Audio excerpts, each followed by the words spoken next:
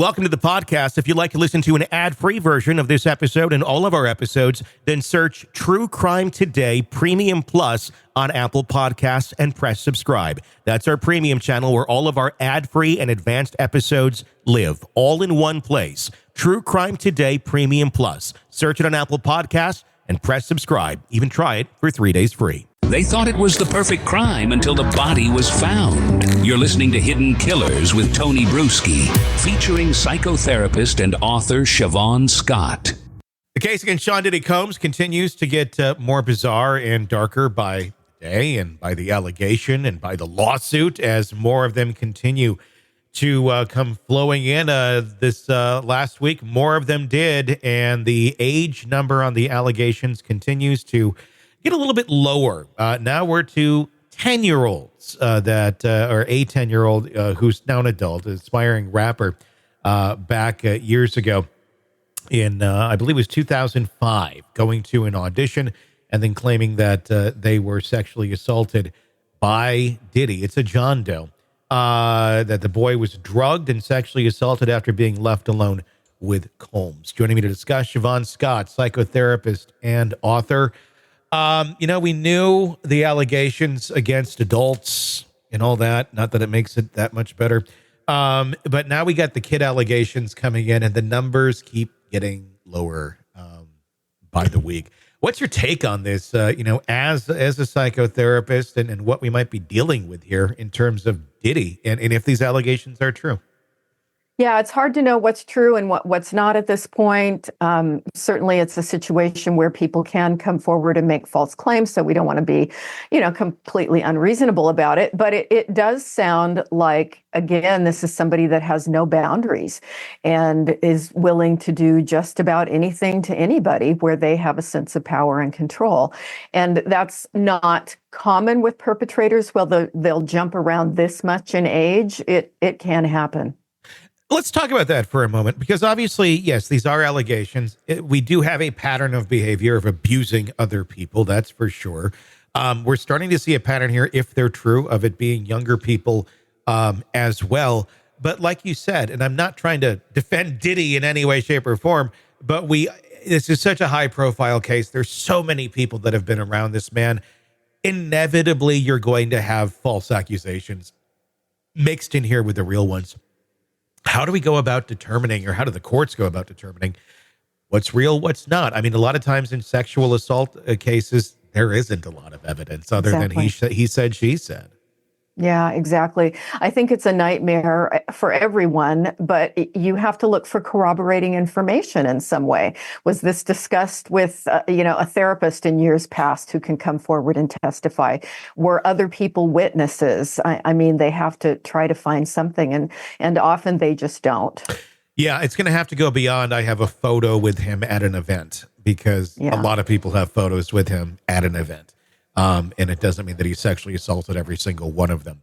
But likely some, if we're to believe, what is going on here. Another accusation coming in, this one from a 17-year-old, during an audition for Making the Band, allegedly. The teen claims he was coerced into performing oral sex on Diddy and a bodyguard. We keep hearing the bodyguards being mixed into this as well. Are you surprised by that when we're talking about the profile of a predator? Do they often bring in their close people to them? I mean, a bodyguard would be close to a celebrity because they're with them all the time. It's not like most of us have experience with bodyguards in relationships, but it can be a tight bond. I mean, this person's there to protect you. Is this common where it's like, hey, come on, enjoy my horrible world over here with me? Yeah, I think you've used the term the hedonism cult, or I'd say it's a sex cult. Yeah, and it does seem like the people surrounding him were going along with it and were validating the behavior. So I'm sure when he made choices about who was accepted into his inner circle, it was going to be people who would go along with things, validate things, and maybe even participate in things. Was it a valid? Yeah, go ahead. Continue. I was just going to say, I guess anybody can be a bodyguard. It's not like there's a state license to be a bodyguard or something where your ethics are regulated. So any character that would come forward and fit his needs could probably be roped into that. Was this a validating thing for Diddy, or was this more of a, I'm going to have you do the same thing I'm doing, so you're just as incriminating as I am, and if anyone comes to talk or they want you to be a witness, you did the same things and you're going to be just as punished as I am. I mean, that seems to be kind of more of like the strategic route that Diddy would take, knowing what we know about him. Yeah, I think you're nailing that Machiavellianism trait. It's like everything is strategic, everything is planned, and that makes sense. Let's talk about the parents of the people. I'm not trying to victim blame or anything here, but because I think it'd be easy to be a parent in this situation and think this is wonderful. Diddy, this person my child looks up to, he's a superstar. He's been super successful. And at the time, you have to understand what the image of Diddy was back then. It was very positive. I mean, this guy was showing up on Nickelodeon children's shows doing little bits. No one was looking at him as a predator, at least not in the mainstream. Yeah. And suddenly it's Diddy's interested in you as a rapper, as whatever the hell he's interested in you for professionally. Let's talk about that for a minute, about how that can blind parents sometimes. You want the best for your kids, and this is like the pinnacle of like, oh my God, not many people are in that situation where a superstar thinks you have talent and wants to help you get there. I mean, that's beyond anything local. That's just, this local teacher this is freaking Diddy. I could imagine it would be very easy as a parent to go, well, of course. I mean, this is a big company. This is going to be on the up and up. What do you think those parents went through, or should they have been more cautious of letting their 10-year-old go into a situation with adults and not be so trusting? Yeah. Of course, I'm going to say parents need to be careful. It doesn't matter if it's the family priest, the Boy Scout leader, or a superstar. Michael Jackson. I mean, my God, we've got story after story of people who abuse their power. And I think parents can't be blinded by celebrity, blinded by religion. They've got to be alert and aware, and we've got to protect kids. There's a lot. I can't think of many situations where an adult, a stranger adult, brings a young person in, like a 10-year-old, for anything one-on-one. That needs to be one-on-one, or that needs to be super private. I mean, we see a lot of group things, like with coaching and things of that nature, where it's a group. Unless somebody's going private, there's not a lot of room for bad things to happen, because there's always a tension here. It seems that it's these unique situations. I know this is different. If it was anybody else, I wouldn't let my kid go with him, but it's Diddy. So, I mean, it's like reservations get pulled back a bit when you add celebrity or something that's out of the ordinary, and you can't really compare it to anything else where things like this happen, and our caution kind of goes to the wind. Yeah, and I do think people associate somebody who's a celebrity with them being a good person. And as you say, he did certain things to give that image at times, but we've got to smarten up. Yeah, I mean, we really do. Let's talk about another allegation that has come in against Diddy Land, I will say, because this one is not specifically about Diddy. It involves another singer. This would now mark our third legal case, second if we're talking about celebrities, three if you count Diddy. We have accusations against Kanye West at Diddy's property of sexual misconduct, and we have allegations now against Chris Brown. This one did not surprise me at all, considering his storied history with women and abuse and allegations and admissions and all of that. But yeah, we have another one that has come to light here, basically similar to Kanye West. He was at a Diddy party, and this is where he chose to do what he did, violating another woman at basically a Diddy party. It seems like this was kind of the safe place to do horrible things. Yeah, Yeah, definitely a certain crowd of people who were all very comfortable with, victimizing other people, particularly women, kids, or people with less power than them. Uh, there's the old saying, birds of a feather flock together. We're starting to see them. I mean, we're starting to see this flock emerge. And the names, I mean, if you were to, I mean, this is just my personal conjecture. And again, all these people are innocent until proven guilty. But if you were to take a list of celebrities and who are in the music industry who've hung out with Diddy, and you go, I wonder who might be prone to abusing women. Not really surprised by Chris Brown. Mm-hmm. I can't honestly say I'm super surprised by Kanye. That's just my own opinion, based on nothing than my own opinion of him not seeming to be very well mentally.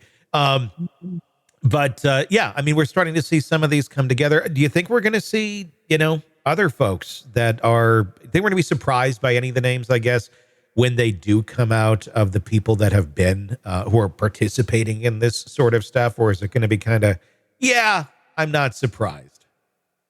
It's kind of horrifying when you look at the people who have been associated with him or his various types of parties over the years. Yeah, I would not be surprised if more names come out, but who those people are, we may be surprised about. Yeah. Yeah, that'll be fascinating. We've also learned this last week about there was some requirements here to get into the Diddy party if you wanted to be a, quote, model, which I want to separate the two here, because there were people trafficked in to this as sex workers, knowing they were there as sex workers. There was also people that were brought in under the guise of, you're a model, you're an angel tonight, you're going around. In reality, they were expected to have sex with the guests. That's pretty much what we're learning. And there was a weigh-in as well. You had to be of a certain weight and a certain look to get into these parties. So there was plenty of people who were actually turned away. I'm sure probably upset that they didn't get into the Diddy party. I'm guessing all these years now, they might be looking back on that going, I'm glad I had that extra cheeseburger last week because that put me over the limit. Definitely. Yeah, it's horrifying when you look at the big picture, and I'm sure people now are looking back with hindsight, and anybody who avoided trouble should be grateful. And that's the thing. There's plenty of people who went into this knowing it was trouble, knowing that this stuff is wrong. But I think there was a lot of people who either went into it knowing it was wrong, but there was a level, I think, of acceptance of a certain point of, yeah, this is how this works. We have power. We have this money. The industry has always worked this way because it has. It's only in the last 10, 15 years that we've been, maybe we should stop aiding and abetting rapists in the music industry. Mm-hmm. We're like, we had a lot of bad people. Maybe we should do this. That being said, there was a lot of people that went to this stuff wanting to participate in it. With Diddy and this downfall like this, I'm just asking your conjecture, do you think these things are still going on? Do they just get moved to another location? Or is the industry, is this kind of celebrity music world, social circle, are they scared? Are they stopping? Is this changing behavior, I guess, is my question. What do you think? My guess is it is changing behavior, and the more that comes out, the more we see legal consequences, financial consequences. I think it will shut a lot of it down. I mean, we've always had the people who have more power, whether it's in the film industry or the music industry, exploiting people with less power. So I think there'll always be that tendency, but certainly doing it in a more cautious way and perhaps in a smaller way. Not on such a mass scale. And I think that's how most of us thought, because there's bad things happening with people. I think everybody kind of, it's probably private. It's not going to, but this, throw caution to the wind. Let's have these orgy parties with literally people who aren't even of age. I mean, just the amount of confidence, I guess, one had to get away with things is kind of shocking on the part of Diddy. Mm-hmm.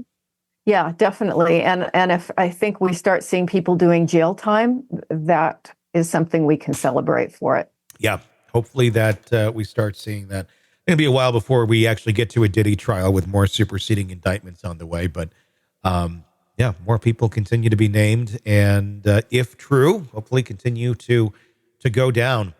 It's been fascinating with Chris Brown. I want to talk about that for a minute and the psychological angle of him in general. This is a man who beat Rihanna. We saw the pictures. We've heard the stories. He's even come out and made his own admissions in his own documentary about, hey, I was wrong. I was in a bad place, and I want to change. Give me a second chance. Blah blah blah blah blah. We've continued to hear allegations about Chris Brown over the years after Rihanna. We haven't had any. He has served his time for things, but people still continue to listen to his music. People still continue to celebrate him. A lot of the big publicity of the abuse took place 15-ish years ago, give or take a little bit. A lot of the young people who listen to Chris Brown today, I mean, Chris Brown is like an older artist. He's not a new guy anymore. And they like him. They think he's great. They think, is that because of the generational gap? Is that because it didn't happen in their lifetime, or it didn't happen when they were paying attention, they were old enough to pay attention, that there just seems to be this whole other audience for Chris Brown that doesn't know his history, that are buying his tickets and listening to his music?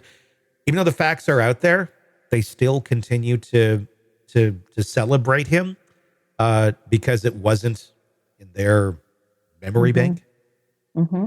Yeah, I remember it like it was yesterday, but I'm much older, and I'm sure people who were just kids at that point didn't hit their radar, not paying attention to it. And it's really easy when celebrities do something. I think sometimes they're given more grace because they are so talented, or people enjoy their music or their films or whatever. It's probably more of a tendency to be kind of pushed away. Yeah, I mean, it's so bizarre to me that people are still listening to Chris Brown, honestly. I thought that was going to end a long, long time ago. But I heard from a mom the other day that, she listened to Chris Brown when she was a teenager, and now her kids still like listening to Chris Brown, and and the kids want to go to a concert. And she's kind of like, huh? What, why? Like, what he did to Rihanna? And they're like, huh? And they kind of it's just brushed away. Oh, I didn't know that. Let me go back and download some more on Spotify. It's a weird disconnect where if you weren't alive at the time, or you weren't involved or cognizant of it, it's like it didn't happen. Yeah. And I think that's a wonderful opportunity for parents to step in and have a talk about values and have a talk about behavior, and who are these people that we're throwing money at and making them fabulously wealthy. And it's, raising my kids, there was always an opportunity to talk things through. Whenever anything happened, you can talk about it. So I think that's really where parents need to go, is having those kind of conversations about who are the people that we really want to have in our lives, in our minds, and be making wealthy.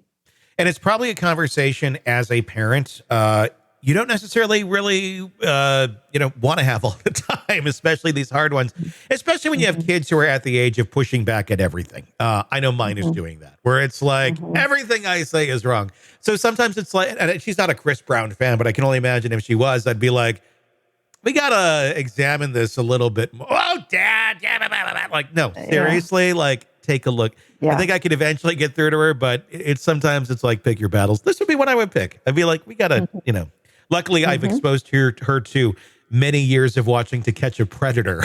So it's like, hey, I think she's learned a bit, and it'll make her that much stronger. Kind of like ruin society a little bit, but hey, it is what it is.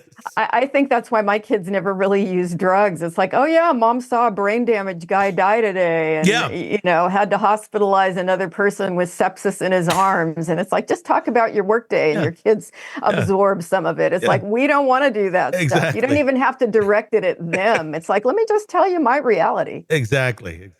Welcome to the podcast. If you'd like to listen to an ad-free version of this episode and all of our episodes, then search True Crime Today Premium Plus on Apple Podcasts and press subscribe. That's our premium channel where all of our ad-free and advanced episodes live, all in one place. True Crime Today Premium Plus. Search it on Apple Podcasts and press subscribe. Even try it for 3 days free. All right, true crime addicts, let's cut the crap.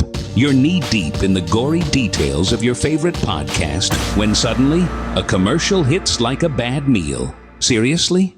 You deserve better. Upgrade to True Crime Today Premium Plus on Apple Podcasts, where you can binge without those annoying ads. Plus, get extended interviews that go deeper into the darkness and early access to episodes so you can be the first to know. It's like trading up from fast food to fine dining, but with more blood. So, go ahead. Search for True Crime Today Premium Plus on Apple Podcasts. Subscribe and feast on the good stuff.